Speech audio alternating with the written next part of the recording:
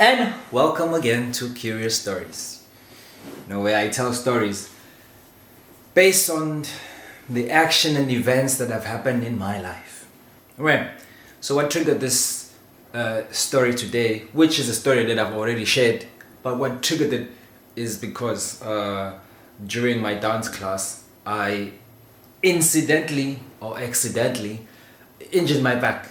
Now, one of my students was afraid to jump, and then they jumped very awkwardly, and then I had to catch them so that they could keep the trust between me and them from falling.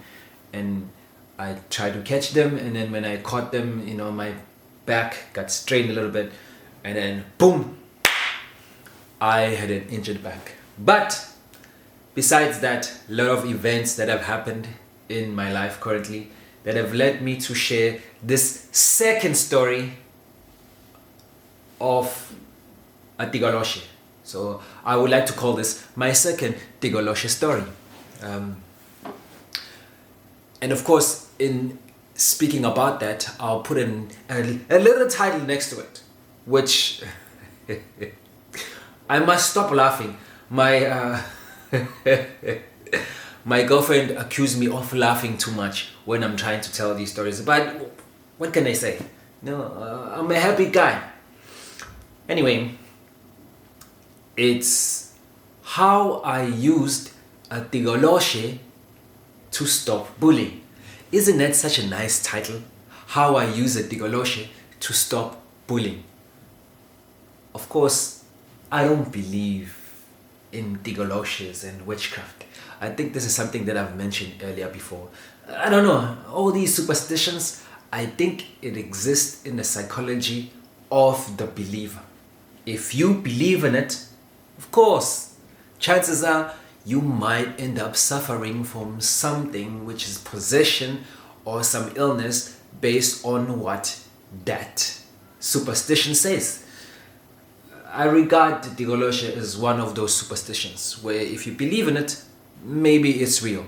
But if you don't, perhaps it might not affect you much.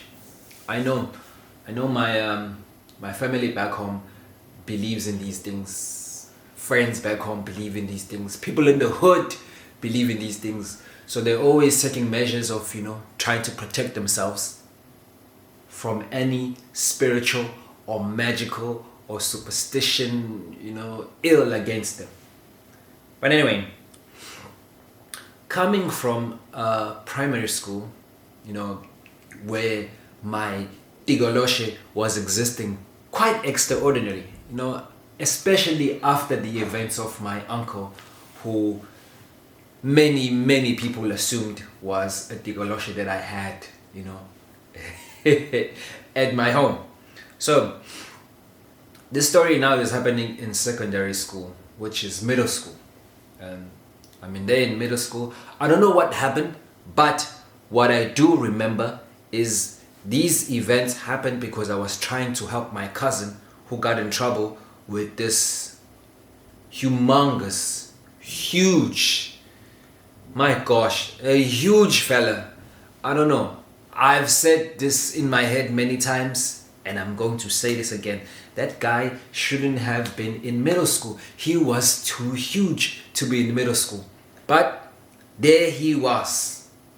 A huge man who, if you could compare, I'll get to how you could compare to him. And when you're comparing him with me, you will see what I'm talking about. But my cousin got into some trouble. And, being the older one, older meaning by like a couple of months, I was there to protect. No, stop doing this. Why are you doing this to us? Of course, I don't know if I thought I could beat this guy, but given my background in terms of the things that I used to do, used to practice karate in the hood, and then I would be able to take guys who were bigger than me, I mentally assumed that I could take this guy on. It turns out my taking down trick was discovered, and people had a move that they could use against me to take me down.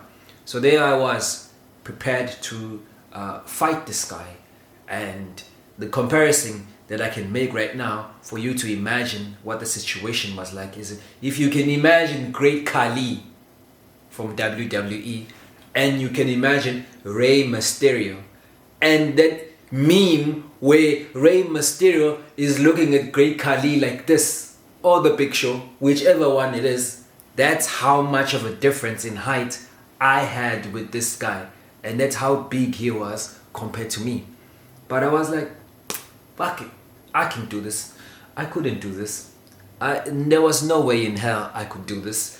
The man picked me up, just as Great Khali would pick Rey Mysterio up.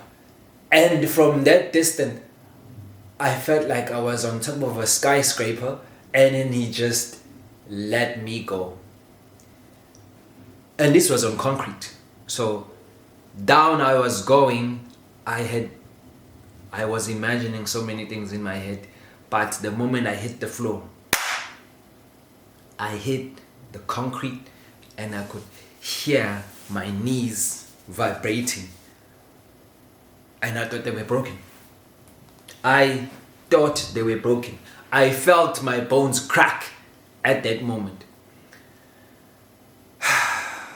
So, my bones were broken. I played along with the idea that my bones were broken, so I cried, ah, ah, ah, Wampula.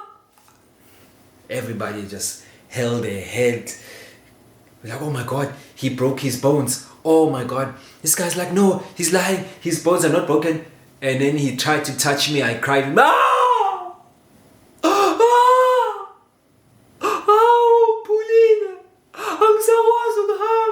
And then there he was, panicking. Everybody around the school is panicking. It's like, shit, this man just broke this kid's bones. What the fuck is he going to do? What's going to happen to him? Now here's the problem that I had with this situation. Me, I was one of those kids who loved being the first or amongst the first ones. When the bell rang, I was out the gate. If not the first one, that's probably the second or third one. I mean, unless, you had to clean the class, which is something that happened. But I was amongst the first people to just be rushing out. Why was I rushing? Because I wanted to watch some cartoons. There was those 3 o'clock cartoons that I needed to get, because I had a lot of chores at home, and also I had so many cartoons that I needed to watch. So I had to just rush home. Now, the problem with this thing that's happening right now, it was happening around lunchtime or later after lunch, which means the school bell was about to ring, which, as this happened, I think probably after like 20-30 minutes of me crying about my bones not being aligned and my bones being broken, the school bell rang. Actually, I don't even know where the teachers were. The teacher should have been there to assess the situation, but it's in the hood. Teachers are not there. Anyway, I'm there crying about my broken bones. This man is there panicking about how he broke my bones. Everybody around the school is watching, waiting to see what the fuck is going to happen in this situation. The school bell goes, fuck, I need to rush back home. What do? I do the only thing I could.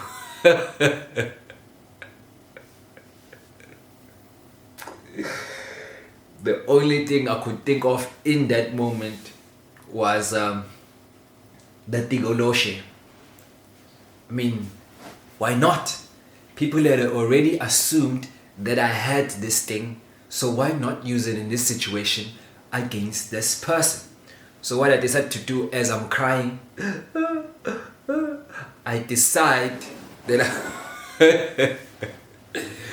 that I'm gonna touch and heal myself using a Tikoloshe. Guys, listen. I think I might have been an actor at a very young age. I just didn't know or didn't discover it until later on in my life. But there I was. I get myself to kneeling.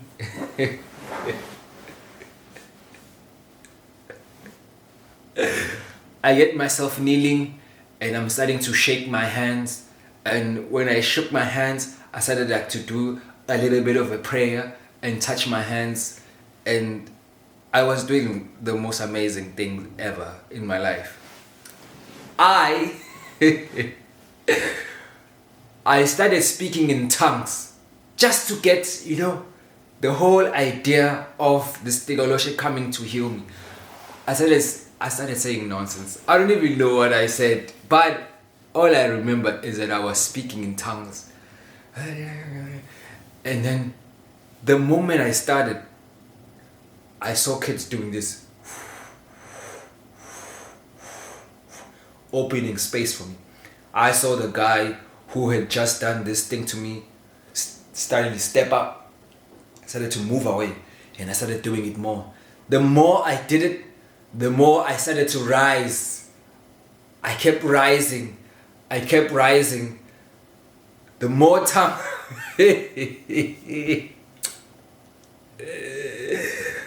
I should have been one of those church people.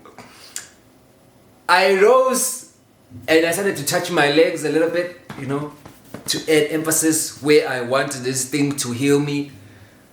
And after I was healed, here's the one thing that I don't know. I don't even know where I was getting these things. But I looked at the guy who had just done this to me, the guy who dropped me. Let's call him Great Kali. I looked at him and all I did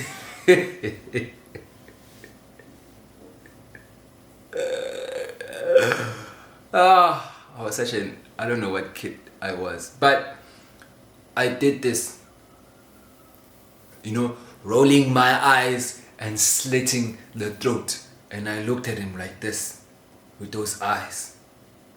And then I could hear the kids panicking. Hi mo, how am I? Hi mo, ah. Kids were panicking.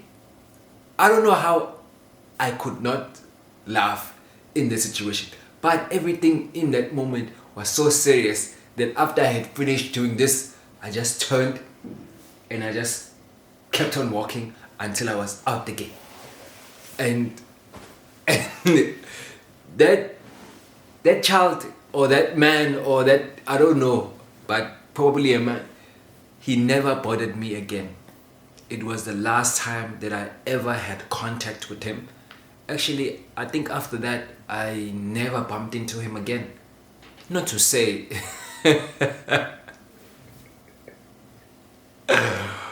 but that is how I used an unexisting being or spiritual being, a Tikoloshe, to stop bullying. I think it was one of the most fascinating experiences that I had in middle school. I mean, I had more, but sometimes when people, have a certain belief about you, better use it against them rather than to keep arguing against them. And that is today's story. The story of how I used a Tikoloshe to stop bullying.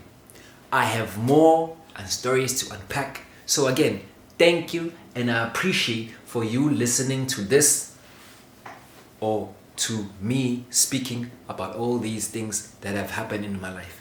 Hopefully you can share your own stories. I'll be waiting to hear what school stories you have, what life stories you have, so we can all connect and be together as one. Thank you very much.